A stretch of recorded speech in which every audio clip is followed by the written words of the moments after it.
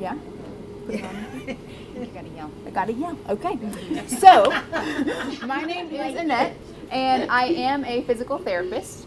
One of the things that I'd like to do first, Amanda and I will just take a brief moment and introduce ourselves. I feel like that's nice to know who's talking a little bit more about us.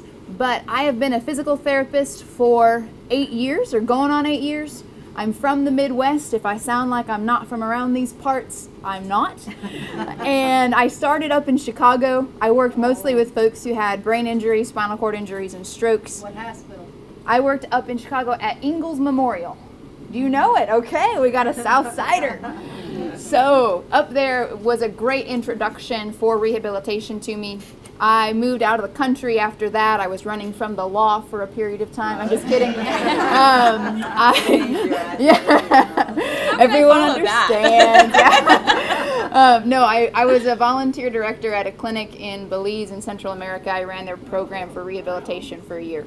And then after that, my little brother, who's not very little, he's about 6'2", but he's about 10 years younger than I am. We moved to Anderson, South Carolina about 2 years ago. So I've been with Roger C. Peace and Baptist Easley ever since then, and love it. And I'm Amanda, and I'm also not from these parts. I'm from Florida, and I've kind of been a transplant. I've lived the last several years in Georgia and Alabama, and now South Carolina, about 3 years here. Annette and I started about the same time, so I started with Baptist Easley, Roger C. Peace about 2 years ago as well. Graduated from Florida State. I know that's not super popular around here, but that's okay. I can all, we'll all get along just fine.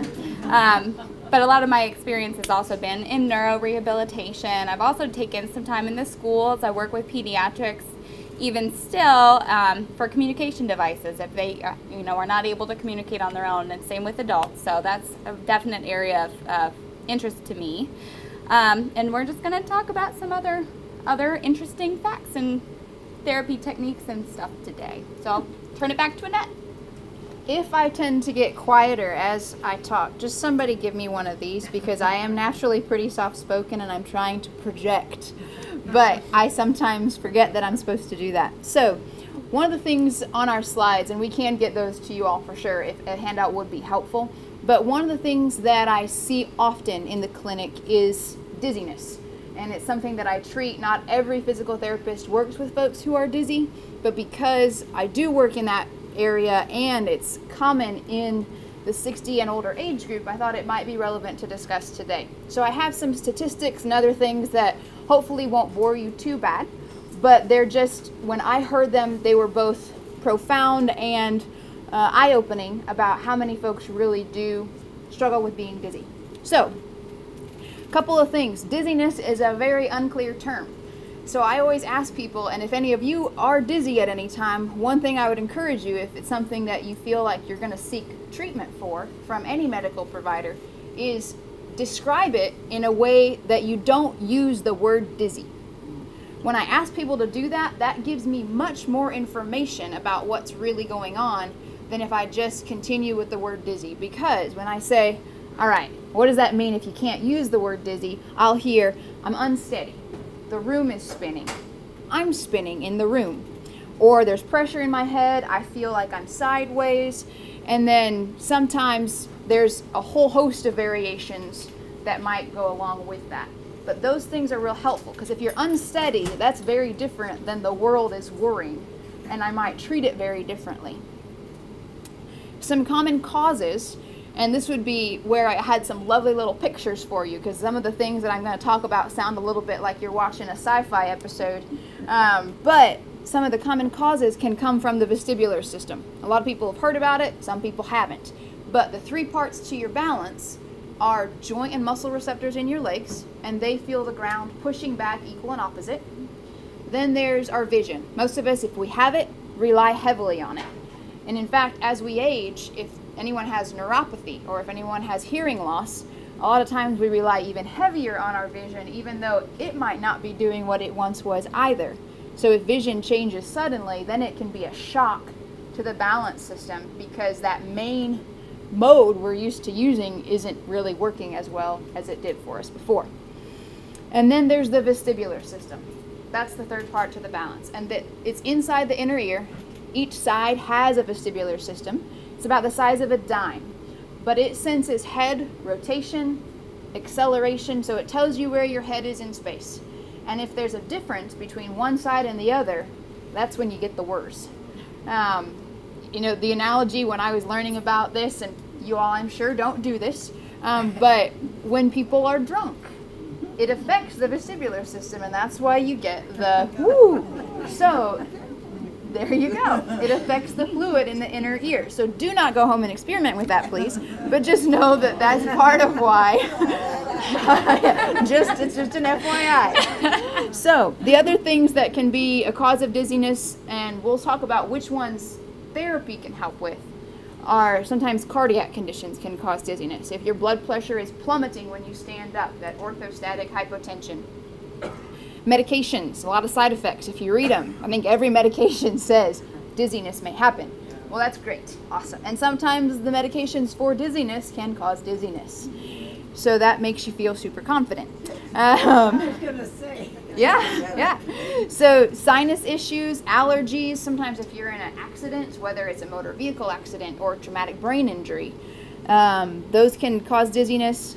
If you have a virus and it affects the nerve to the inner ear, that can cause dizziness. And then sometimes it comes on for reasons we had not explained, and you end up turning your head one morning and you feel like the world is pitching on its axis. I told you I was good at dancing and gestures. You're getting a song and dance. Yeah, you really are. I'm not doing it. But sometimes this is where it gets a little sci-fi. We all have rocks in our head. So if your spouse or anyone has ever told you that, it's true. And they're little calcium crystals.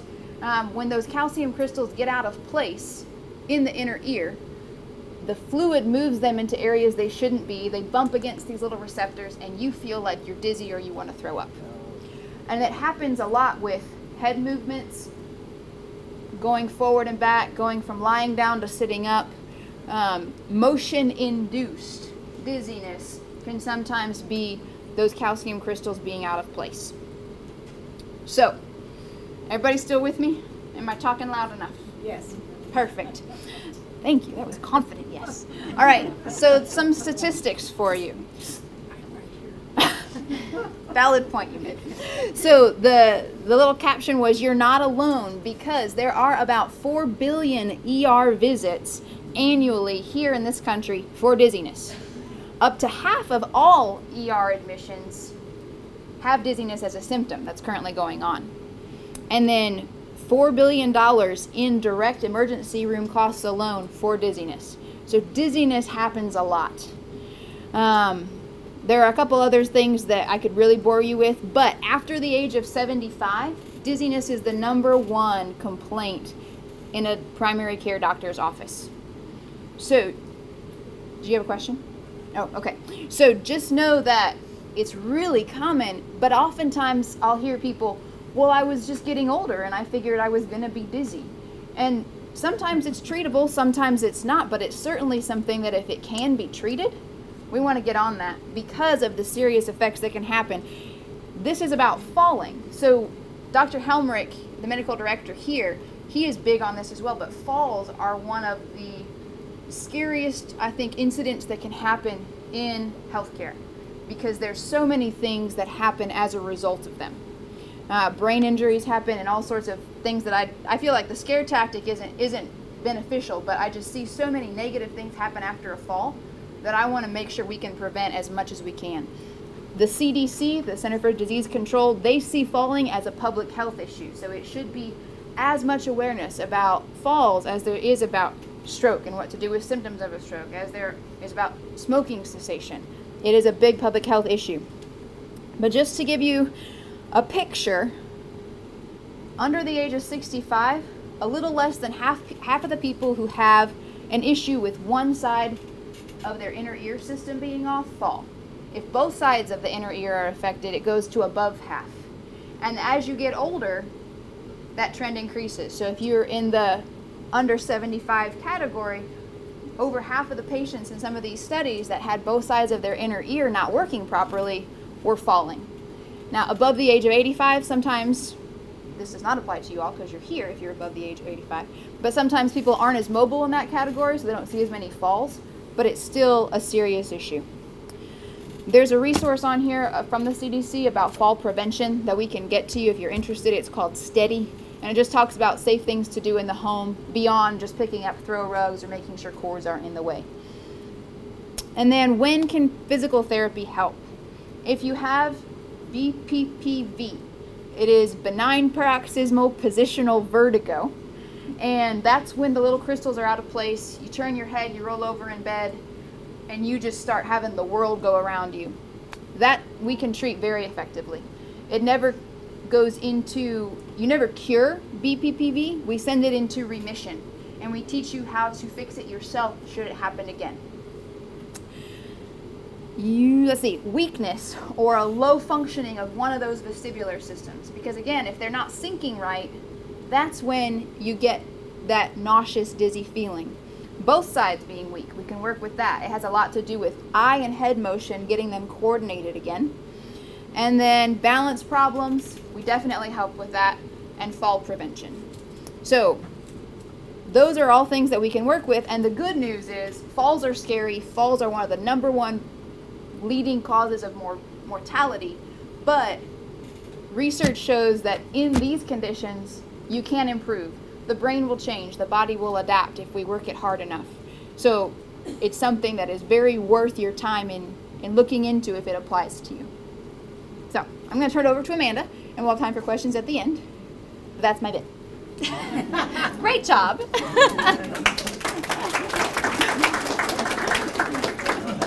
And I'm going to change gears a little bit. So I'm going to talk about Parkinson's and things that speech therapists can do to help people with Parkinson's. So I'm going to ask you guys a question. How many of you either have Parkinson's or have been affected by a family member or friend who has had Parkinson's? Okay, there's several of you guys here. Who has noticed that when someone has Parkinson's, their voice gets very quiet? Anybody notice that? They kind of mumble, they're hard to understand. That's something that happens in the brain as a result of Parkinson's.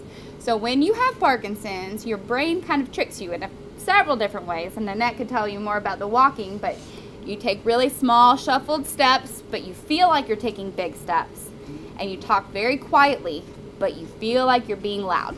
So a lot of times people will come to my office and say, my wife has a hearing problem. She can't hear anything I say.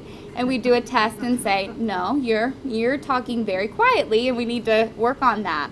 So one of the evidence-based treatments for that is the Lee Silverman voice treatment.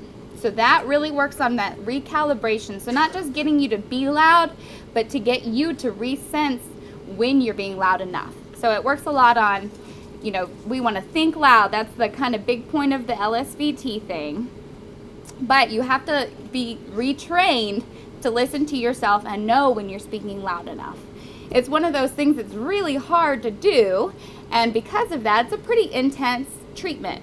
So if you go by the protocol, what we do, come in, have an evaluation. We would say, you know, yeah, you're being too quiet by 10, 15 decibels. Am I loud enough, by the way?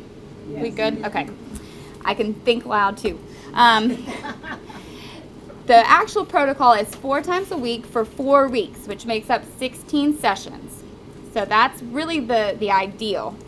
I recently had a gentleman that said, I can't come 4 times a week. I live in Walhalla. It's too far of a drive. I can come twice a week.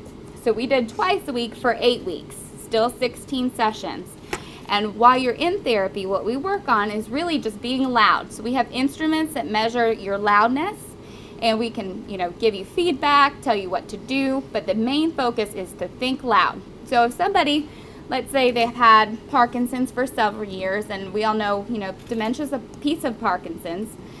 If their cognition might not be totally intact, that one focal, you know, measurement, the think loud, is really effective, rather than having them, you know, say sit up, take a good deep breath, make sure you're projecting your voice, and several steps. That think loud kind of breaks it down to the bare bones, and that really helps.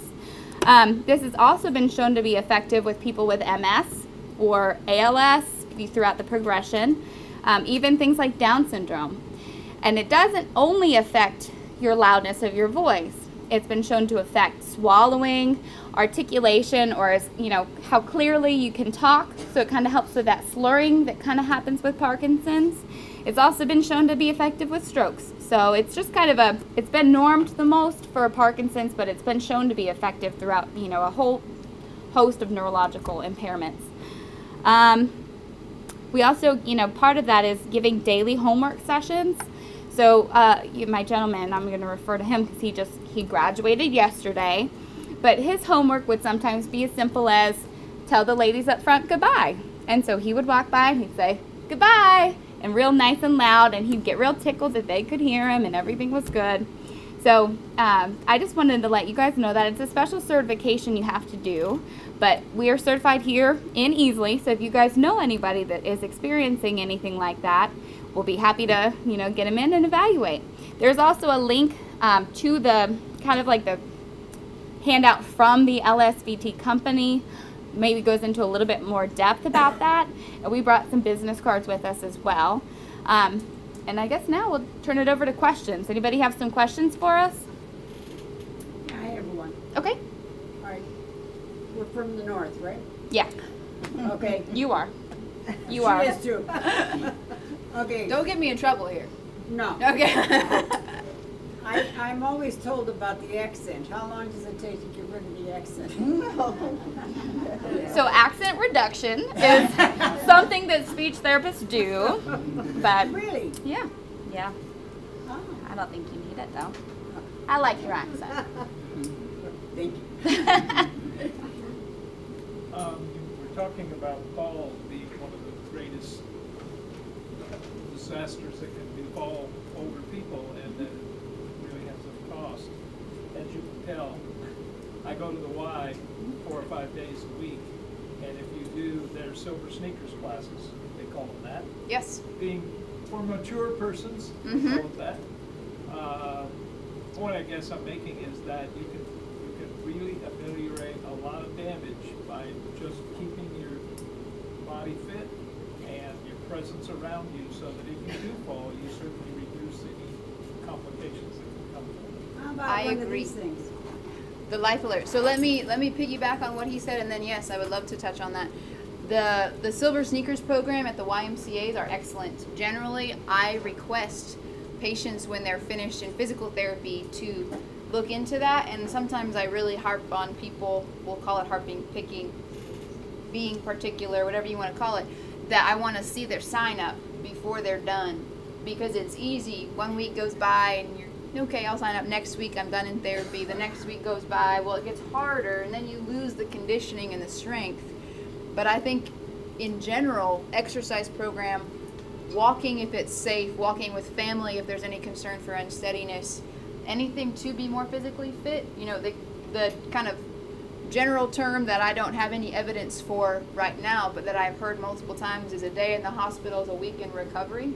The more fit and healthy you can be before a hospital admission for any reason, whether it's elective surgery on a hip or a knee, or an unplanned surgery because of a sickness or pneumonia, something like that, the more quickly you will bounce back afterwards if you're in a healthier state.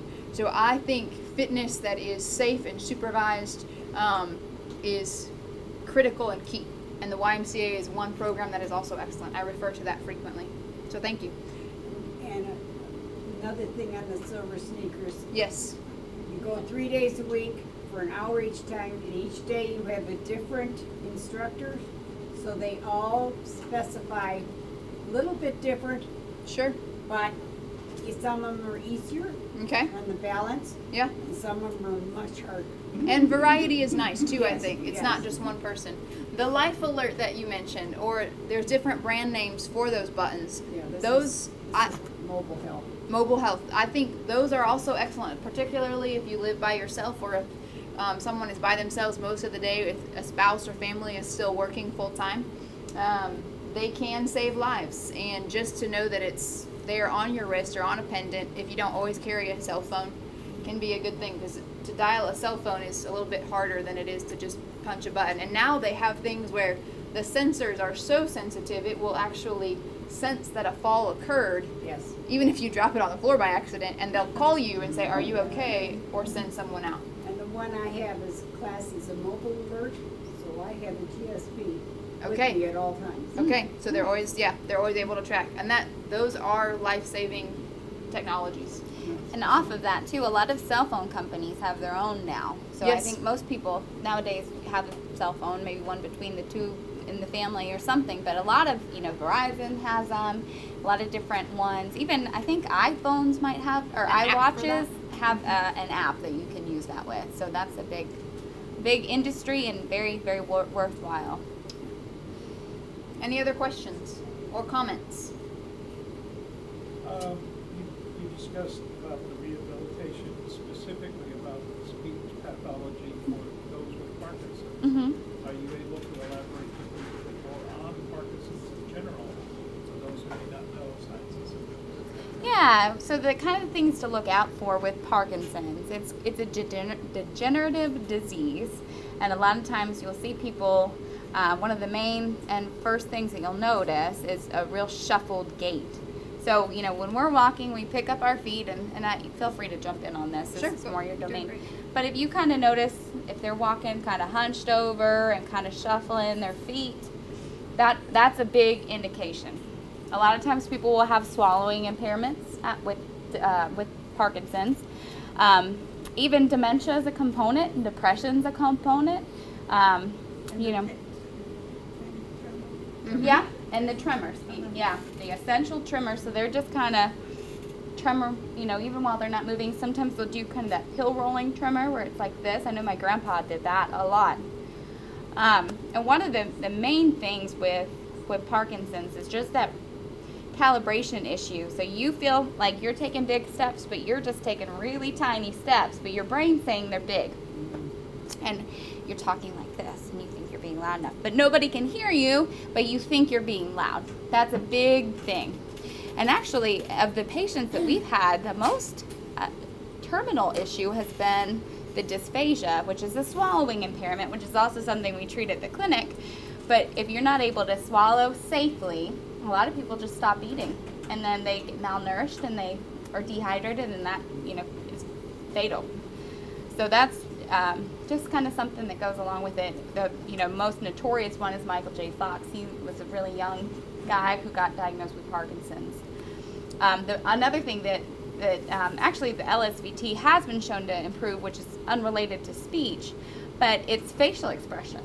So a lot of times with Parkinson's, you just have that masked face where you're not really making a lot of facial expression because you don't really sense that you're not. So that's something else that through the program you kind of get back some of that at least. It's not a focus, like I said. The only focus is the loud, but it does impact speech production and swallowing and facial expressions as well. And there are some excellent area resources that Amanda actually just connected our clinic with for the Parkinson's, the Greenville Area Parkinson's Association. Mm-hmm. And they have some fantastic resources. I believe that they just had a special on maybe News Channel 4 about the boxing that they're doing. And the gentleman who's in charge of that organization, he is passionate about getting people connected, getting people resources, and especially support groups, making sure that sometimes I think folks hear the word support group and they think, oh great, I have to go listen to everybody whine. And their emphasis is not that. It is on what's the new technology, what are some coping strategies, what's the current medication. They have a number of folks who have been diagnosed with Parkinson's who are engineers, who are looking at wearable devices that tell you when you're not calibrating your step correctly. So that is an area resource that is, I think, really good to have. They've had folks who've had the deep brain stimulators placed and can talk about that from a first-hand perspective. So there's some great things in the area for Parkinson's. If you or someone you know could benefit from that, then we can get you that information. Yeah, like I said, we brought our business card. So even if you're not interested in our services, but you're interested in that, you could connect with us and we could put you in the right direction. Where are you located? That's a great good question. So we are the best kept secret in Easley. We used to be here on the hospital campus where cardiac rehab now lives, but we moved up the road. It used to be medically fragile children, or pediatric team center for medically fragile children. It's up on 93, kind of across from South State Bank and La Finca. La Finca, yeah. Oh, yeah, about the Fifth Baptist Church or something. right in that area? Yeah, it's not far. 5 Point Church. Yeah. Yeah. Yep. Yep. Very close to that. So we are right up there as you're headed towards, Ingalls. We're on the left on 93. And you would miss the building if you weren't looking for it. The sign isn't very big, and it's kind of a building that blends in, but it's bigger than it looks on the inside. We see both children and adults there, but the treatment areas are separate. So it's we have a full age spectrum, and that's kind of neat to see sometimes. We also have prosthetics and orthotics there in-house, which is kind of unique. You don't get that a lot in the therapy clinic to have them in-house, so that's something that they do as well. Well, I'll let you. Prosthetics and orthotics, so Equip for Life through Greenville Health System. They have, whether you need an ankle brace, if you have foot drop after a stroke, or if there is a brace for an elbow or a knee or a hip after an orthopedic surgery, or folks who have had amputations of arms or legs and need a prosthesis, we have someone there at that facility who works with Equip for Life and can manage that. It's quite handy, because then it's kind of one stop. You don't have to run all over here, there, and everywhere to get those things taken care of. Mm-hmm. It's a really unique clinic. It really is. Can vertigo be helped when you have the wax on your eardrums? So the question was, can vertigo be helped when you have wax on your eardrums? That depends if the wax is contributing to the vertigo. If that is the case, then that's not something I would treat. That's something that you would go in and you'd get that cerumen deimpaction. But if you get vertigo as a secondary result of having had too much pressure and maybe things have shifted and those calcium crystals are out of place, that's when I would be able to work with you and say, okay, is this something that we can work on from a therapy perspective, because it's not, the wax isn't there anymore, it's gone, but you're still dizzy. That might be something. Any more questions or comments? Or I have a sister, well, she started walking just like you was talking about, and now she don't eat at all. I mean, not like she should, Right. But she started walking real slow, and she was being over real. I would get her into the doctor. Is she willing to go? She live out of state, Okay. but they keep me posted. But she started walking. When she was down here visiting, she walked like you were saying, and now she's not eating Yeah. like she should. She probably should see her primary care physician. We think, to me, we think. Yeah. If she's got any kids or anything like that, you might want to reach out to them. Sometimes that's a good way to get them to a doctor if they don't necessarily want to. Yeah, I talked to the assistant that take care of them before, and I told them I think she should go to the doctor. Sounds like it. And here's one last thing I would say. If you or anyone you know has anything relative to what Amanda and I have talked about, I think the key thing to do is sometimes when we go see a medical provider, whether it's a physical therapist, a chiropractor, a physician, a nurse practitioner, if they've known us for a long time and it's kind of something that's either come on slowly or came on suddenly, don't be afraid to ask for a resource you've heard about. Sometimes we are our own best advocates, or we are the best advocates for our family members who might not know about resources. I had someone who told me, well, my sister came to see you for dizziness, and I'm 20 years older than she is, and they just told me I was dizzy because I was getting old. And we took care of her dizziness. Now, is that going to be true for everyone? Probably not, but if we can help, her sister wouldn't have known about that if she hadn't come in. So I would just encourage you all to be your own advocates, to be advocates for those that you care for. I'm sure you're already doing that, but dizziness and, any symptom with Parkinson's or other neurologic issues where you're having voice trouble, they don't have to just keep going. If we can help, we want to, and we're not going to waste your time. If we know that we can't help, we're pretty direct about that. Okay. And we might be on the rotation another time, and not us specifically, maybe, but more rehab staff, so that you might be hearing more about topics, that are rehabilitative in nature. So keep learning. Thank you all for your time. Yes, thank you.